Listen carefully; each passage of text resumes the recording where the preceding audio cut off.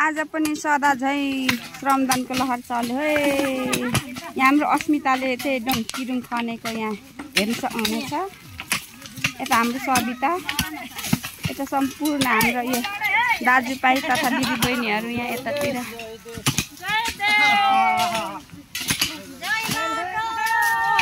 श्रमदानको लहर यसरी चलिरहेछ है। टाइप 15 ग्राउन्ड गर्न दिन आज सदा झै आजको सोमबार।